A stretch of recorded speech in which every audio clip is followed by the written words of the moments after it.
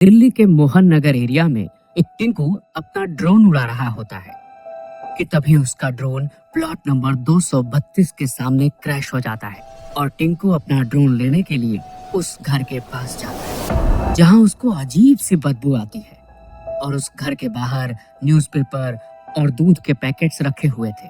टिंकू भागते हुए अपने घर जाता है।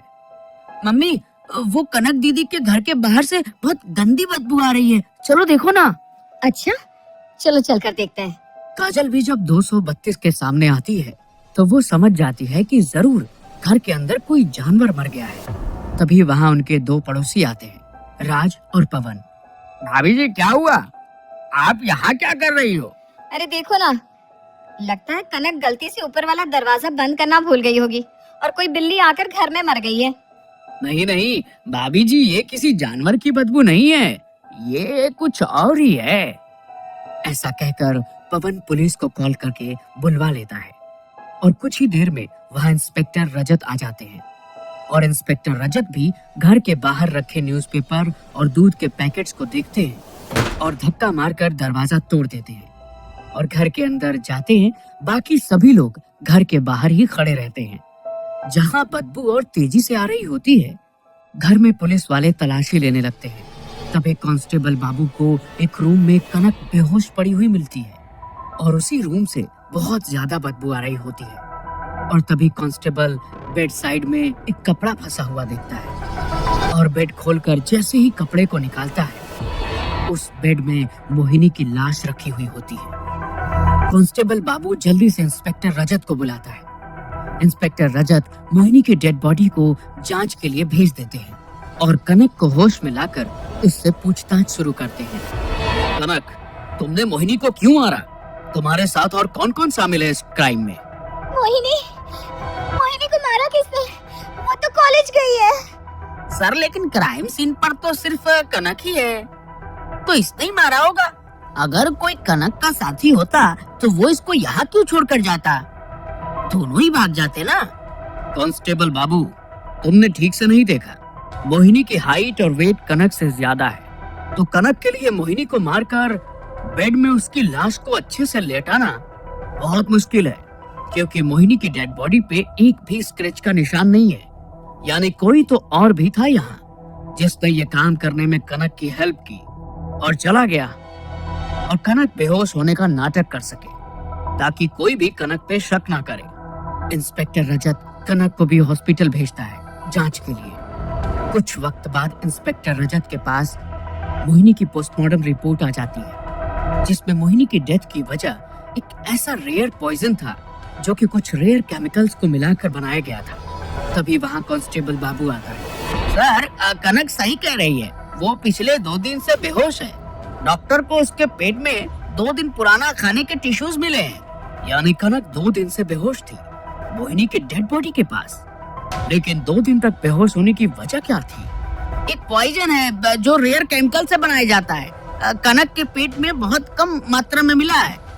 तो हुआ कुछ यूँ होगा कि कनक ने मोहिनी को जो जहर दिया और शायद गलती से खुद भी वो जहर खा लिया होगा, लेकिन बहुत कम मात्रा में। इसलिए कनक सिर्फ बेहोश हुई और मोहिनी की मौत हुई। लेकिन हमारे पास इसका कोई प्रूफ नहीं है। इंस्पेक्टर रजत मोहिनी और कनक के पड़ोसियों से पूछताछ शुरू कर देता है। तुम मोहिनी और कनक को कब से जानते हो? सर, मैं तो अभी कुछ 6 महीने पहले ही सोसाइटी में आया हूँ। मैं बस तब से ही दोनों को जानता हूँ, बस हाय हेलो तक, कभी ज्यादा बात नहीं हुई। वैसे भी ऑफिस और ऑफिस से घर बस पूरा दिन इसी में निकल जाता है। दोनों का नेचर कैसा था? सर, मोहिनी बहुत अच्छी बच्ची थी, वो अक्सर लोगों की मदद किया करती थी और कनक तो मोहिनी की बेस्ट फ्रेंड थी। क्या दोनों में कभी लड़ाई हुई किसी बात को लेकर? जी हाँ, एक बार मैंने सुना था जब मोहिनी कनक से कह रही थी कि तुम्हें कुछ करने की जरूरत नहीं है, मैं खुद पुलिस के पास चली जाऊंगी। इंस्पेक्टर रजत कनक के पास जाते हैं और कहते हैं, मोहिनी तुम्हें किस बात के लिए पुलिस की धमकी दे रही थी? सर, मोहिनी को कोई परेशान कर रहा था तो मैंने मोहिनी को कहा मैं तेरी हेल्प कर दूंगी, लेकिन तू उस इंसान का नाम तो बता।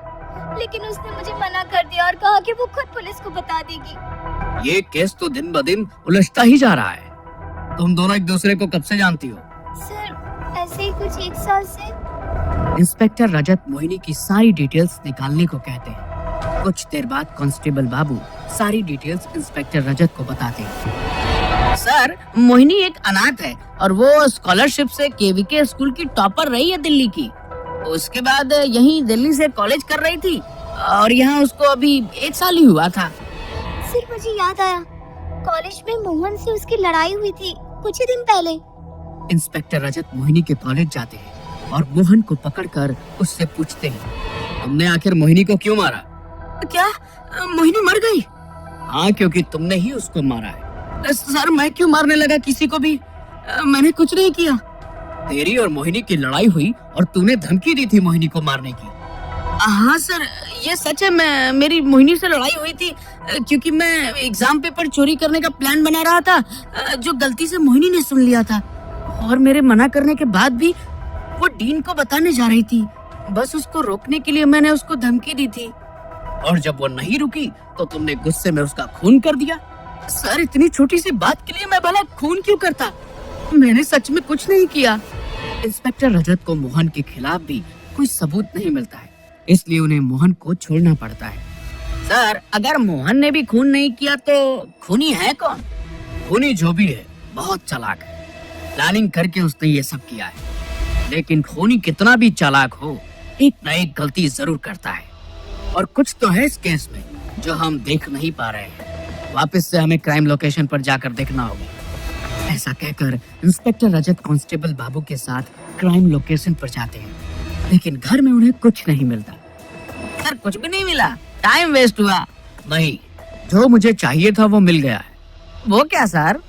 तुमने देखा कि हमें पूरे घर में मोहिनी और कनक के अलावा किसी के भी फिंगरप्रिंट्स नहीं मिले, जबकि मोहिनी को पंखे से लटकाने के लिए कोई तो घर में जरूर आया था। यानी खूनी को पहले से मालूम था कि पुलिस सबसे पहले फिंगरप्रिंट्स चेक करेगी और वो पकड़ा सकता है, इसलिए उसने इतनी सफाई से फिंगरप्रिंट्स गायब किए हैं कि जैसे यहाँ कोई आया ही नहीं था। इतने में इंस्पेक्टर रजत देखते हैं कि काजल अपने घर के बाहर पेड़ में पानी डाल रही होती है। अरे वाह, बहुत कम लोग होते हैं जो अच्छे काम करते हैं।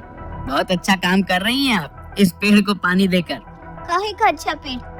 इस पेड़ की वजह से हमारी कार की पार्किंग खराब हो गई है, इसलिए मैं इस पेड़ को जड़ से ही खत्म कर रही हूँ। पानी से भला कौन सा पेड़ खत्म होता है? सर, ये पानी नहीं है, बस पानी जैसा दिखने वाला केमिकल है जो मुझे हमारे ही पड़ोसी ने दिया है। और अच्छी बात तो ये है कि उन्होंने मुझे ये फ्री में दिया क्योंकि उनके कॉलेज में एक्स्ट्रा था ना। मेरा तो फायदा हो गया। पहली बात, नेचर हमें कितना कुछ देता है और आप उसी नेचर को खत्म कर रही हो। आपको इसके लिए सजा तक हो सकती है। और अब अगर ये पेड़ सूखा तो आपको जेल जाने से कोई भी नहीं बचा पाएगा। और जरा हमें भी बताओ, वो कौन है दानवीर पड़ोसी आपका जो आपको केमिकल दान में दे गया?